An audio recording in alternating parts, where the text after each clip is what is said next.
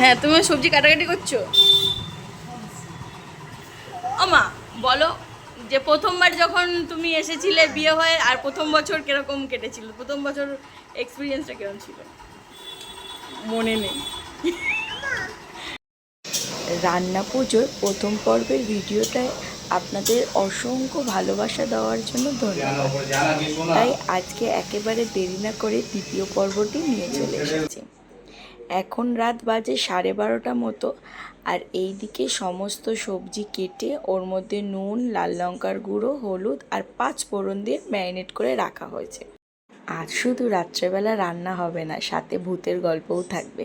হ্যাঁ, আমার মার মুখ থেকে শুনবো আর আমার মামার মুখ থেকে শুনবো। চলো। বুঝেছো, বিড়ি খেতে খেতে এসছে, অসুবিধা নেই, আগুন আছে। কিন্তু দাদুর সঙ্গে সে এসছে, এবার দিদা বুঝতে পেরেছে যে কেউ এসছে।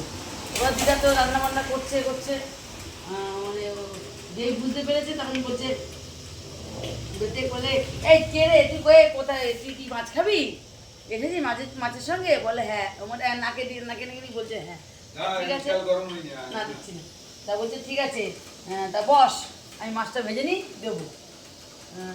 এই বলে বলে না, ছাকা দেয়নি। ওই না প্রথমে তারপর মাছটা পুরো ভাজা হয়ে গেছে। এবার বলছে আছিস না চলে গেছিস? না আছি। কোন জায়গাটা আছিস আমাকে দেখা, হাতটা আমি তো মাছটা দেবো। তা ও আবার চিহ্ন দিয়ে দেখিয়েছে, গরম তেল হাতায় করে নিয়ে ছুঁড়ে বেরিয়েছে।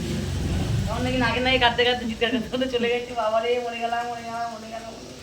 একবার মরেছে, আমার মনে। ওই বলে চলে গেছে, ওই মাছের সঙ্গে নাকি এসে। তারপরে আমাদের বাড়ি যে দুধ দিত, সেই গোবিন্দ কাকু গল্প করছিল একদিন, বলে দুধ দিতে যাচ্ছি এবারে বাঁশবাগানের ভেতর দিয়ে, কি করতে গিয়ে সেদিন রাত্রি হয়ে গেছে, বাড়ি আসছিল, কোথায় গেছিল বলে, সারাটা রাস্তা বিড়ি চাইছে, এ চাইছে, বুঝেছো? হ্যাঁ, দিলে তো অসুবিধা আছে। এবার ও কিছু বলছে না, খালি ডেকে ডেকে আনছে, চ দেবো, চ দেবো। এবার যে বাঁশ গানের ওখানে আছে, ওদের তখন কী করেছে, বাঁশ গাছ ছেড়ে তুলে দিয়েছে মাটিতে, ডিঙলে ওরা তুলবে বলে। ওরা তো সব জানে, ও তো ডিঙায় না কিছুতে, ও দাঁড়িয়ে আছে ঠিকঠাক। বলে বিড়ি দেবো, আগে একটা তোল, তারপর বিড়ি দেবো বলে বাঁশ তুলে দিয়েছে। তারপর এসেছে, এসে বিড়ি ওই যা, তারপরে ওখানে ওখানে ওখানে গিয়ে বাড়ির কাছাকাছি গিয়ে অজ্ঞান হয়ে পড়ে, তারপর ওকে ঝাড়ানো টাড়ানো।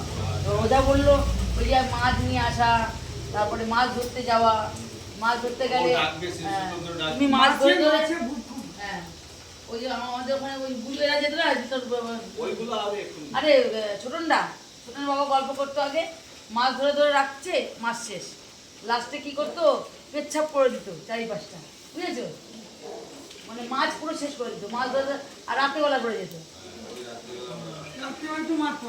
রাত্রিবেলা মাছ করতে মানে গল্পটা বলতে মাছ। হ্যাঁ, বলো বলো। নারকেল গাছ চাপা পড়ে মরে গেছিল। আমি আর চিনিটা নিয়ে এসে মনিকা গেছি ওই মোড়ার পিছন হাঁটে দিয়ে দেখছি কি মোড়া শ্মশানে সব ঢুকছে। আমরা এবার তো মোড়া আগুন যেই মুখে আগুন নিজে আর তো আসছে না, সবাই মানে যতক্ষণ না মোড়া পর্যন্ত যাওয়া হবে তখন আসছে। আমরা মনিকা বসে আছি, আমার দেখে এসছি।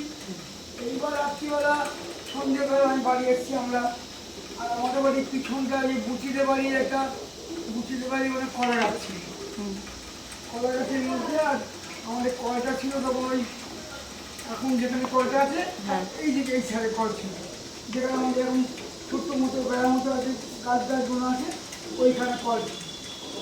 এবার কল মা বলছে কি অনেকের কল